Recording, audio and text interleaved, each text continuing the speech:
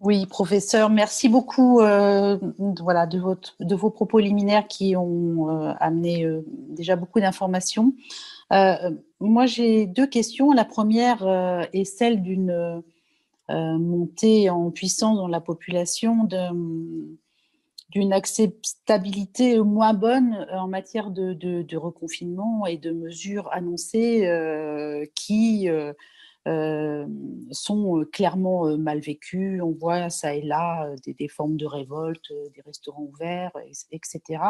Tant le poids finalement de l'impact social, sociétal et économique de ce qu'on vit depuis un an pèse sur les personnes et du coup a tendance à amoindrir la prise de conscience du risque sanitaire. Et moi, ce que j'aimerais savoir, c'est comment vous voyez la façon de communiquer, parce que effectivement, vous l'avez dit très bien, on est dans une situation certes pas encore à l'acmé, mais c'est le moment où il faut agir en amont. Et comment voyez-vous une communication simple, intelligible et qui pour convaincre nos concitoyens d'affronter à nouveau des mesures de restriction et un confinement. Et si je dis ça, c'est parce que, par exemple, le couvre-feu à 18 heures, ça et là, on entend des doutes sur son efficacité. Et finalement, un certain nombre de mesures qui ont été prises montrent que ça contribue à une moindre acceptabilité de la population.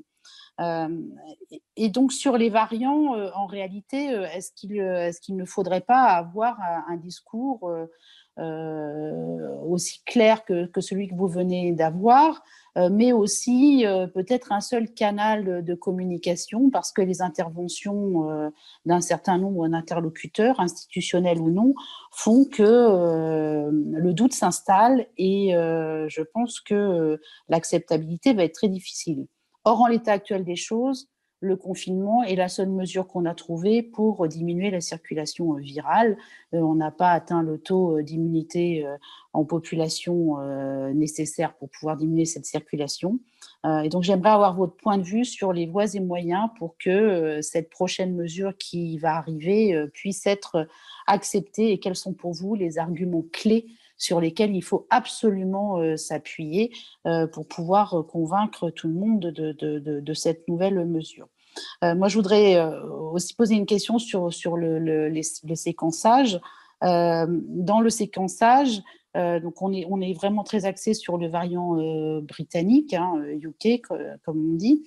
Euh, on sait qu'il y a les autres variants. Leur taux de pénétration en France n'est pas du tout de la même importance. Mais en réalité, nous n'en sommes pas du tout exemptés et le variant sud-africain pourrait très bien apparaître avec sa puissance même supérieure de diffusion par rapport aux variants britanniques.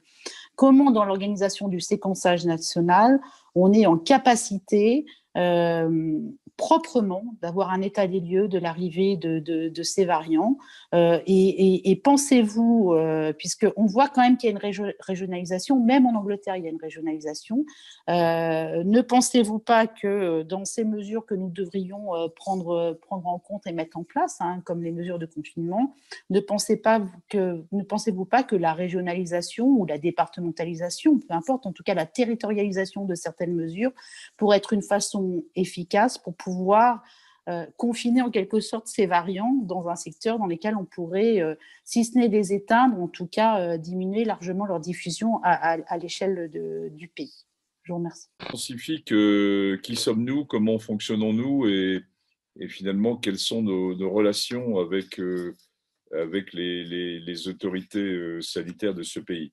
Alors, on est 12, le conseil scientifique ça a été formé le 10 mars à la suite d'une réunion de scientifiques qui avait eu lieu à l'Élysée quelques jours précédemment. Le conseil scientifique a été formé avec des propositions que j'ai pu faire et des propositions qu'a fait le ministre de la Santé. Et puis nous sommes tombés d'accord sur un certain nombre de noms. Je l'avais souhaité multidisciplinaire, Il comprend en particulier, bien sûr, virologues, réanimateurs, infectiologues, modélisateurs, épidémiologistes, mais aussi un médecin généraliste qui est impliqué dans le collège de l'HAS. J'avais souhaité également qu'il y ait des scientifiques des sciences humaines et sociales. Et nous avons une anthropologue spécialiste des maladies émergentes et un chercheur du CNRS, professeur des politiques publiques à Sciences Po. Nous avons une représentation de la société civile pas suffisante à mes yeux, mais néanmoins présente, qui a d'ailleurs été nommée au niveau du Sénat, avec la présidente de l'association ADT Carmonde, donc des sujets en grande précarité, car on rappelle que cette pandémie, comme toutes les grandes pandémies, touche évidemment, est pleinement injuste et touche bien sûr les populations les plus fragiles, et pas seulement liées à l'âge ou à des conditions physiques, mais aussi à des conditions de précarité.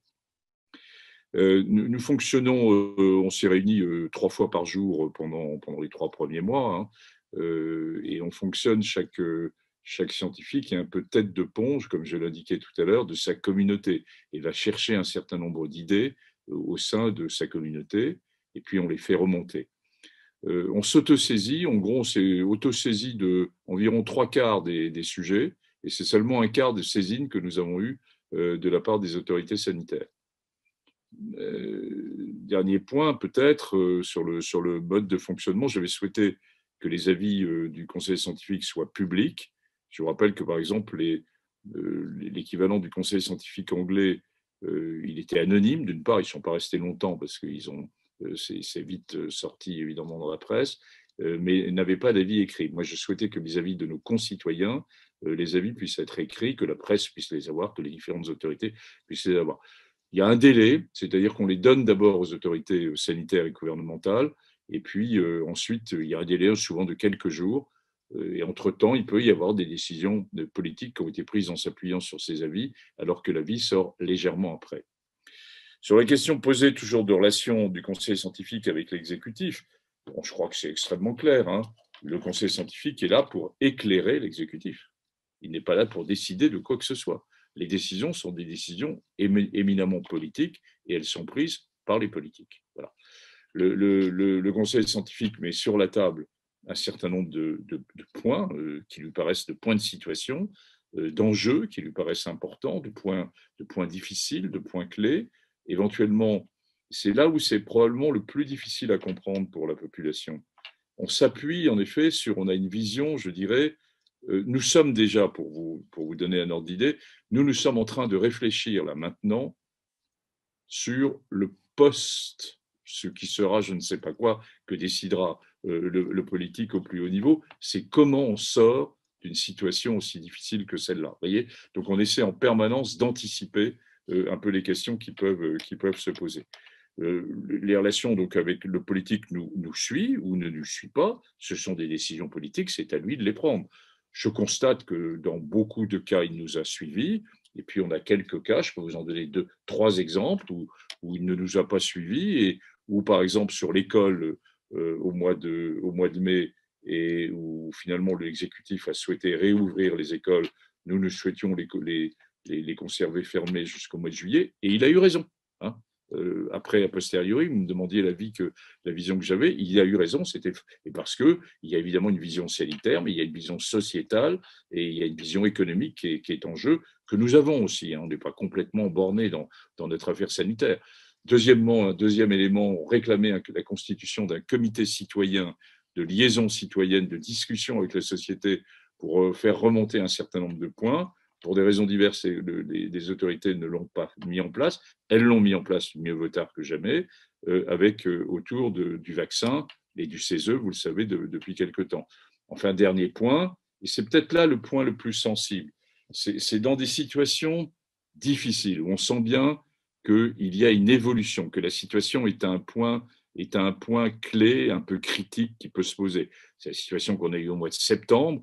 Nous avons souligné l'importance de la reprise de l'épidémie et l'arrivée dite d'une deuxième vague, entre guillemets, avec les nuances qu'on pourrait y apporter, et où il y a parfois un décalage entre le signal donné par le conseil scientifique et la décision politique. Mais ce sont des décisions, une fois de plus, très complexes.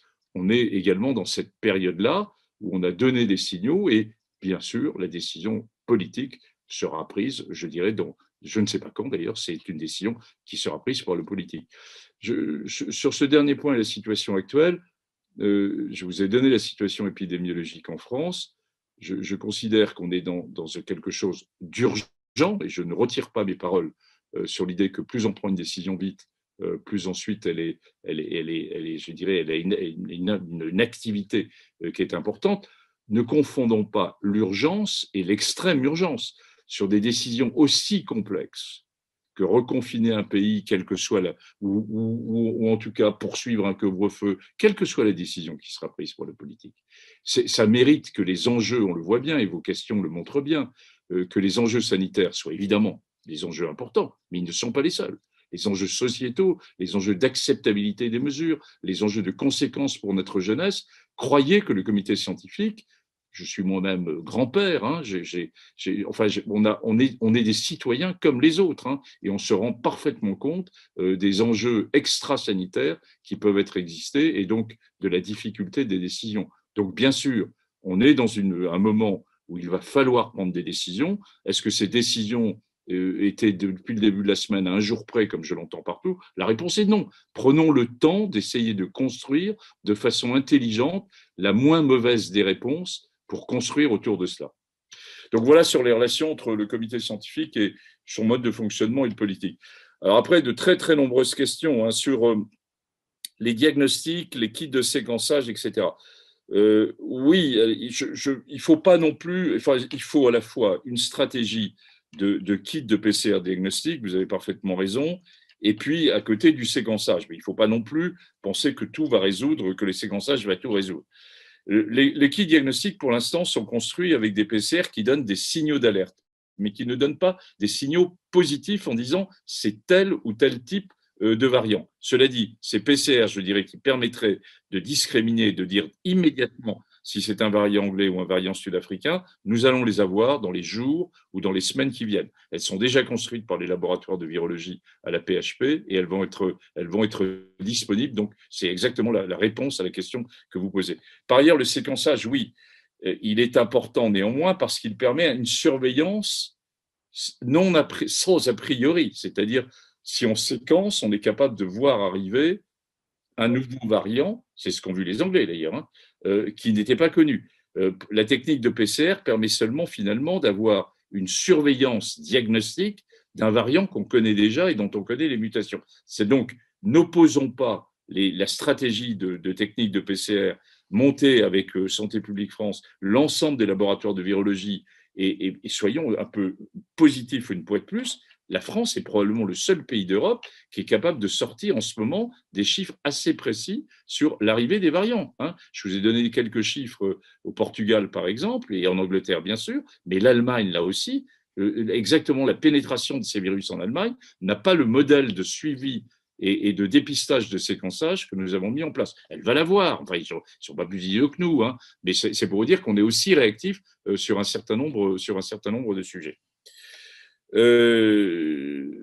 L'agilité sur les variants et la stratégie vaccinale. Oui, alors là, on rentre dans la relation avec les vaccins. Donc, pour être bien clair, hein, je rappelle que les 2 vaccins mRNA, finalement, couvrent et permettent d'induire une réponse immunitaire qui permet de neutraliser le variant anglais. C'est comme ça le point essentiel, là, je dirais, à tous partager ce soir. Et puis, si en effet, il y a des pénétrations d'autres variants. Les techniques de vaccin mRNA permettent d'anticiper cela. Alors, il y a 2 questions qui sont sur la table autour de ces vaccins et de l'arrivée éventuellement de variants. Premièrement, vous savez qu'on ne connaît pas la durée exacte de protection de réponse immunitaire induite par ces vaccins, qu'on estime de quelques mois. Après, on ne sait pas trop.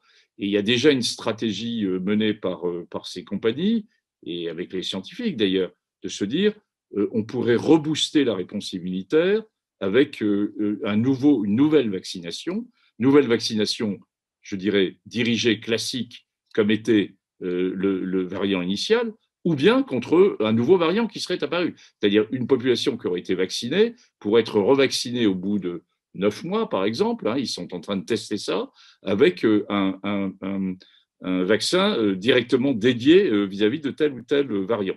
Et puis, ils vont plus loin, et on discutait tout à l'heure avec Alain Fischer et Marie-Paul Kenny, avec le patron de Moderna, où ils sont en train de construire la capacité de vaccin et possédant plusieurs mRNA dirigés contre différents variants, c'est-à-dire des vaccins plurivariants.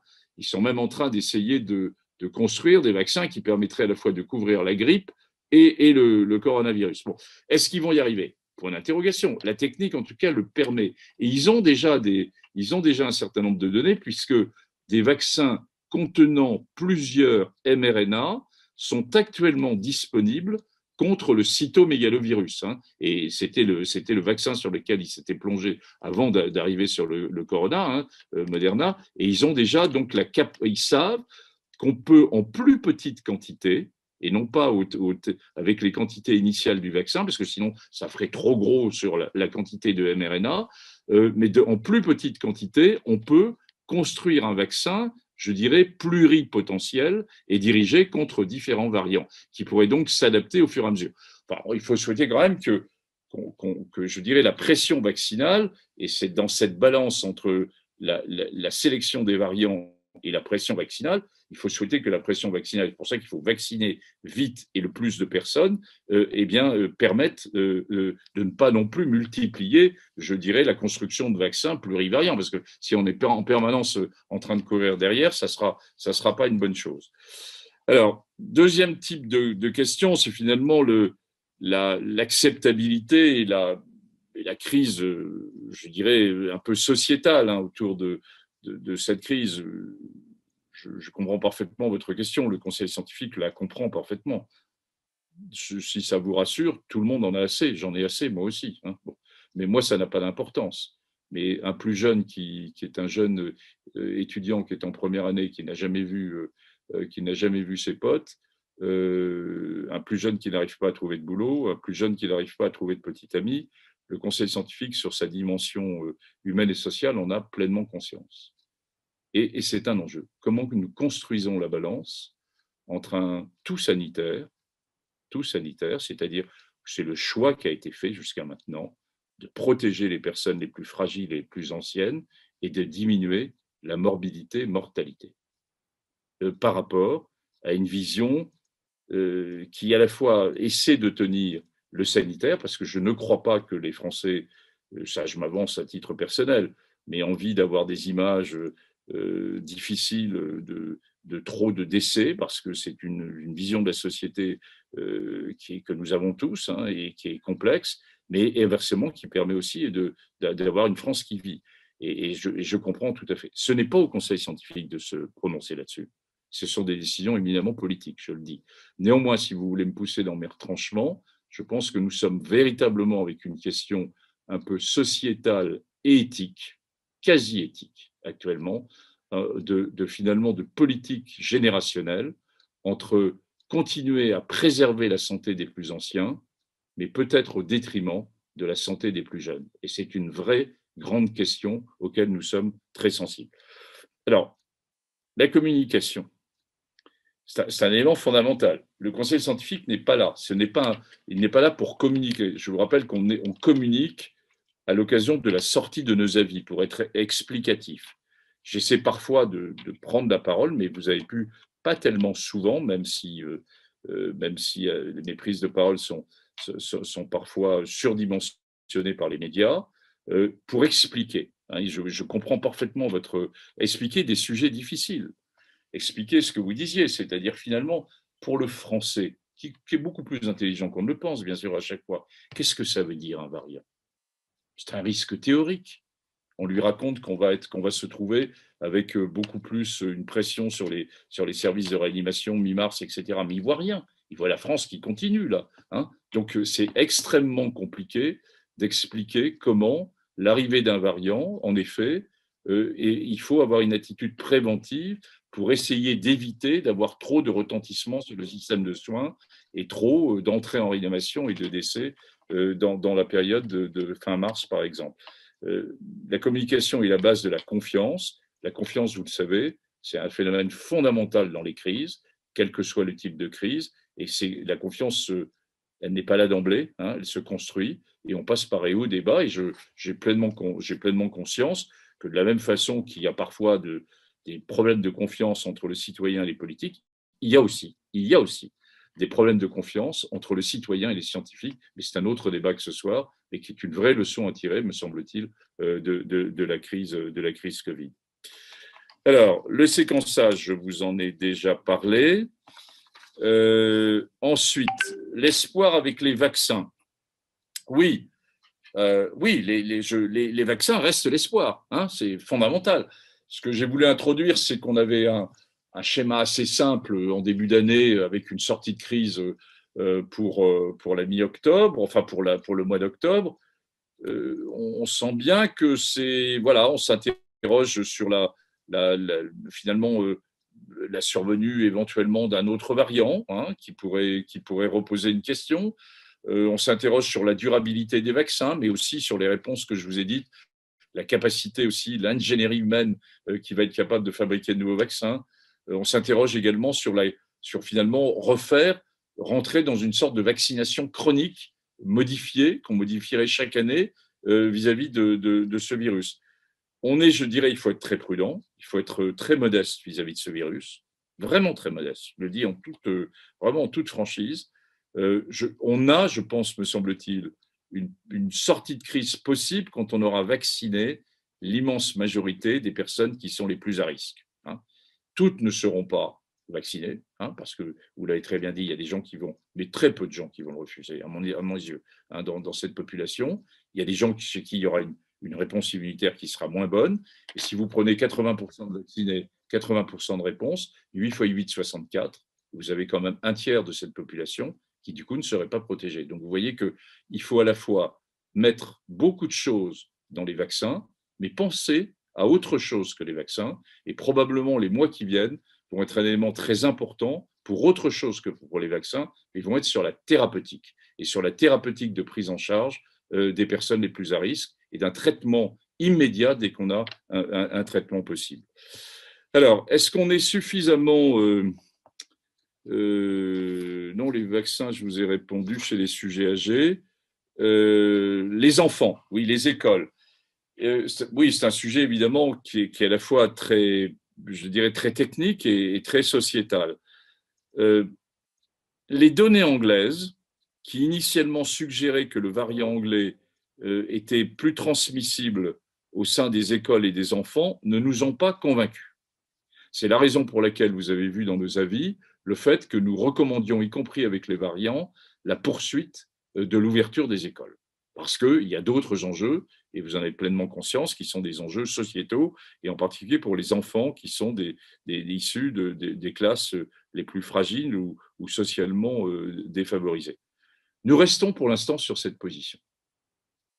C'est-à-dire que, si vous voulez, quand vous avez une circulation de 100 du virus en population générale, on peut la chiffrer en général, je dis ce chiffre au hasard, hein, on peut la chiffrer dans le même temps à 60 chez les enfants, c'est-à-dire plus bas que dans la population adulte. Et vous avez très bien dit que les enfants étaient infectés par les adultes et non l'inverse. Mais quand vous avez une circulation virale qui monte à 200 chez les adultes, eh bien, elle monte à 120 chez les enfants. C'est-à-dire que les enfants sont aussi un facteur de transmission, mais ils ne sont pas un facteur de transmission particulièrement, je dirais, impliqué dans la transmission de ces variants. Donc, c'est un enjeu qui est évidemment totalement essentiel. Et pour l'instant, nous restons sur notre position. Si je regarde ce qui s'est passé au niveau européen, il y a la moitié et la moitié. La moitié des pays européens ont choisi de fermer les écoles. C'est le cas en Angleterre, par exemple. C'est le cas dans un certain nombre de pays. Et puis la moitié d'autres pays europééens a décidé de conserver les écoles. L'influence des décisions, enfin des préconisations du Conseil scientifique sur les décisions du gouvernement, j'y ai répondu tout à l'heure. Hein, on sépare bien ce qu'est le Conseil scientifique, qui est là pour présenter un certain nombre d'état des lieux et d'éclairage sanitaire, et les décisions sont celles des politiques. On est une grande démocratie. L'idée qui a un peu germé dans la tête des journalistes à une période en disant il y a un troisième pouvoir médical en France, vous oubliez immédiatement, c'est archi faux. Il y a bien sûr, en cas de crise sanitaire, le pouvoir politique entend ou n'entend pas ce que disent éventuellement les conseillers scientifiques ou médicaux. Mais c'est la même chose dans l'ensemble des pays. Les décisions, elles sont politiques. Enfin, sur la notion de vague que posait M. Milani, oui, vous avez raison. Peut-être c'est peut-être un peu simpliste, cette notion de première vague, de deuxième vague, et qui serait une troisième vague avec les variants. C'est peut-être, enfin, on est tous persuadés que c'est la même histoire, hein, et puis qu'en fonction des mesures de contrainte et de circulation, de changement de l'été qui arrive, du brassage des populations, eh bien, on passe par, de toute façon, l'idée n'est pas de contrôler et d'éradiquer ce virus. Hein. Vous avez tous compris ça. L'idée est de le maintenir à un certain niveau qui permette et de protéger, en tout cas jusqu'à maintenant, c'était ça l'objectif, de protéger en priorité contre la morbidité et la mortalité les personnes les plus anciennes et les plus fragiles.